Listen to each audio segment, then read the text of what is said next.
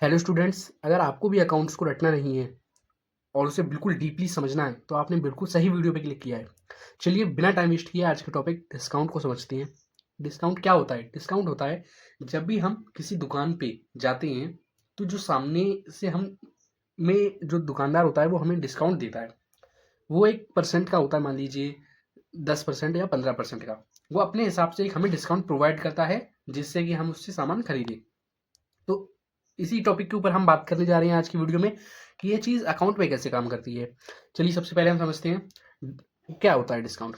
Discount के दो प्रकार होते हैं, एक होता है ट्रेड, एक होता है कैश। यानी एक होता है ट्रेड डिस्काउंट, एक होता है कैश डिस्काउंट। चलिए सबसे पहले हम समझते हैं ट्रेड डिस्काउंट को। तो ट्रेड डिस्काउंट हमें क्यों दिया जाता है? ट्रेड डिस्काउंट हमें इसलिए दिया जाता है जिससे कि सेल बढ़ सके, यानी कि सेल बढ़ सके, सेल इंक्रीज हो सके।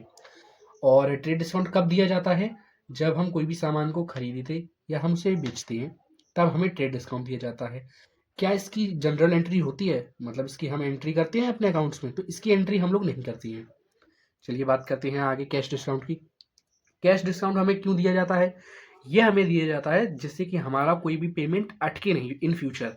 हम उसे हाथों हाथ सामान के पैसे देते हैं और वो हमें एक छोटा सा कैश डिस्काउंट प्रोवाइड कर देता है जिसके लिए उसकी पैसे भी मिल जाते हैं और हमें थोड़ा और डिस्काउंट ज़्यादा भी मिल जाता है।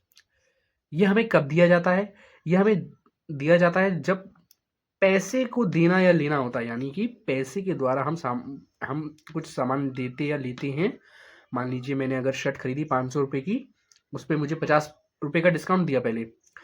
अब मैं कह रहा हूँ मैं तुम्हें 450 रुपये अभी के अभी दे देता हूँ। तो वो कहता है अगर आप मुझे 450 रुपये अभी दे रहे हैं, चलिए मैं आपके लिए 10 रुपये और छोड़ देता हूँ, तो वो 440 रुपये में मेरे को वो शर्ट दे देगा। और इसकी क्या जनरल एंट्री होती है? हाँ, इसकी अकाउंट्स में एंट्री होती है, वो भी डिस्काउंट अकाउंट नाम से होती है। चलिए बढ़िया। अब हम इसको एक बार और हम ट्रेड डिस्काउंट और कैश को समझ लेते हैं आसान तरीके से कि ये दोनों डिस्काउंट काम कैसे करती हैं।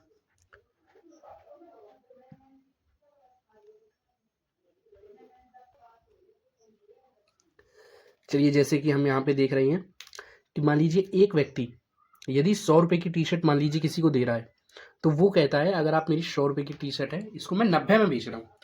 तो सीधी सी बात है कि उसके पास कस्टमर आएंगे, कस्टमर आएगा वो उसे 90 रुपये देगा। यहाँ पे ट्रेड डिस्काउंट होता है, तो इसे क्या कहेंगे? इस पूरे सिनेरियो को यहाँ पे इसे ट्रेड डिस्काउंट कहेंगे। यदि यहाँ पे 90 रुपये का मान लीजिए बिल हुआ, तो अब वह कहता है, मान लीजिए व्यक्ति, कि 90 रुपये मैं आपको फुल पेमेंट कर रहा हूँ, इसकी जो 90 रुपये है इसकी मैं आपको फुल पेमेंट अभी के अभी कर दूंगा यदि आप मुझे थोड़ा और डिस्काउंट दें। कैश डिस्काउंट इसे ही कहते हैं, यानी कि फुल पेमेंट जब हम कर देते हैं किसी सामान की हाथों हाथ, तो उस पे भी हमें एक छोटा डिस्काउंट मिलता है, उसे ही हम कैश डिस्काउंट कहते हैं। तो यहाँ पे अगर उसको और डिस्काउंट चाहिए तो जो शॉपकीपर होता है वो उसे मान लीजिए थोड़ा और डिस्काउंट दे देता है। यदि वो उसे 90 की जगह वो 85 रुपये का उससे सामान, यानी कि जो भी सामान वो दे देता है, तो उसको 5 रुपये का और डिस्काउंट देके टोटल 85 में फुल पेमेंट हो जाता है। यहाँ पे हमारा कैश डिस्काउंट भी हो गया, यानी कैश के ऊपर दिया गया डिस्काउंट, ट्रेड के ऊपर दिया गया डिस्काउंट। यानी यह खुद अपना जो मालिक होता है, मालिक लगाता है। और जो कैश डिस्काउंट होता है इसे ज़्यादातर जो हमारा बायर होता है, यानी जो खरीदार होता है, वो मांगता है। क्योंकि अगर मैं अभी के अभी मान लीजिए, ये तो अभी मैंने छोटा एग्जांपल लिया है, यदि अगर मैं यहाँ पे थोड़ा बड़ा एग्जांपल मानता, मान लीजिए 10 से 12 हज़ार 1 लाख रुपए का मांगता, तो मैं कहता मैं तुम्हें 1 लाख रुपए अगर अभी नगद दे रहा हूँ तो उस पर मुझे भी तो कुछ डिस्काउंट चाहिए। और ये तो डिस्काउंट तुम सभी को दे रहे हो, लेकिन अगर मैं आपको फुल पेमेंट करूँ तो आप मुझे क्या देंगे? तो ये कैश के ऊपर दिया गया डिस्काउंट होता है। मैं आपकी फुल पेमेंट कर रहा हूँ तो आप मुझे उसके ऊपर क्या डिस्काउंट देंगे? यही होता है कैश डिस्काउंट।